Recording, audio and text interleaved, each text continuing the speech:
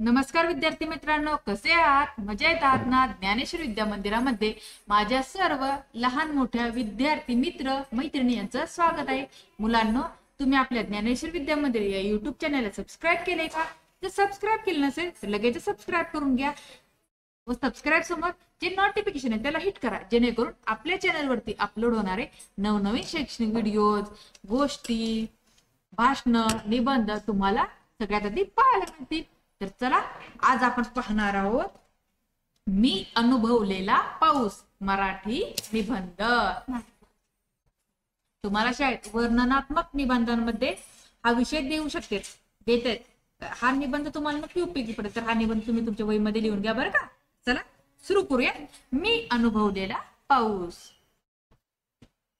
उन्हाळ्याची तीव्र उकाड्याचे दिवस संपले की माणसाच्या मनाला एकच आस लागते, पावसाची. कोरड्या जमिनीला, तहानलेल्या झाडांना आणि त्रस्त झालेल्या मनाला शीतलतेची बरसात करणारा पाऊस म्हणजे जणू जीवनाचा उत्सवच.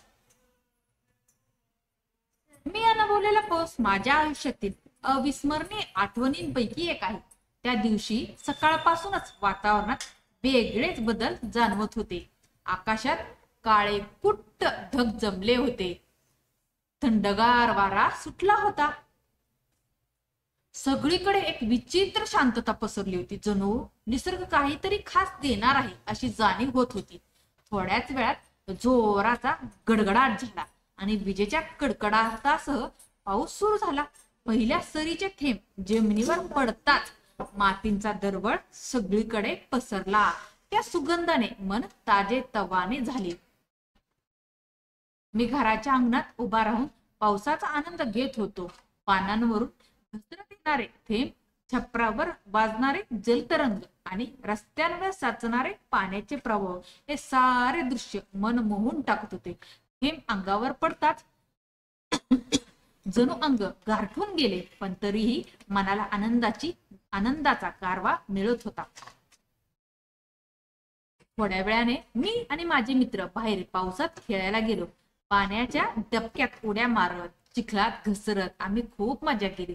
डोंगराळ भागातून वाहत येणारे छोटे छोटे झरे पाहताना आम्हाला खूपच आनंद होत होता.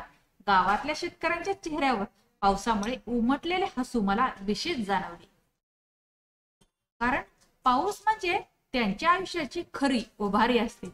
शेती, पीक आणि जनावरांचे जीवन या सगळ्याचा आधार पावसावरच असतो. पावसाच्या दिवसात शाळेत जाण्याची मजा देखील वेगळीच असते. रेनकोट घालून, छत्री धरून जाणाऱ्या मुलांचा उत्साह पाहताना मलाही खूप मजा वाटली. शाळेत सर्व मुलं ओलेचिंब येत आणि वर्गात भिजलेल्या कपड्यांचा गारवा दरवळत असे. सुट्टीच्या वेळी पावसाच्या पाण्यात बोट सोडणे ही आमची खास मजा होती. संध्याकाळी आईने केलेले गरमागरम कांदा भजी आणि चहा पावसाच्या थंड हवेत अधिकच रुचकर वाटली. घराच्या गॅलरीत बसून बाहेर पडणारा पाऊस, विजांचे झगझगीत प्रकाश आणि गार वारा यांचा अनुभव जणू एखाद्या काव्याप्रमाणे वाटत होता. पाऊस मला केवळ आनंदच देत नाही, तर विचार करायलाही भाग पाडतो. निसर्गातील प्रत्येक घटकाचं महत्व समजतं.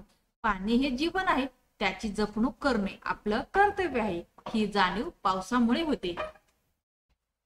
मी अनुभवलेला तो पाऊस आजही माझ्या आठवणीत ताजा आहे. तो मला आनंद देतो, मन प्रसन्न करतो आणि जीवनाकडे बघण्याची नवी दृष्टी देतो. पावसाचा प्रत्येक थेंब हा निसर्गाची देणगी आहे आणि ही देणगी आपण जपून ठेवली पाहिजे. अशा प्रकारे मी अनुभवलेला पाऊस मी ह्या निबंधाच्या माध्यमातून तुम्हाला सांगण्याचा प्रयत्न केला बरं का. तर तुम्हीही तुमच्या पावसाबद्दलच्या आठवणी मला कमेंट करून नक्की सांगा. आणि हा व्हिडिओ जर आवडला असेल, हा निबंध जर तुम्हाला आवडला असेल तर निबंधाला जास्तीत शेअर करा. चॅनेलवर नवीन असेल चॅनेलला सबस्क्राईब करा. धन्यवाद.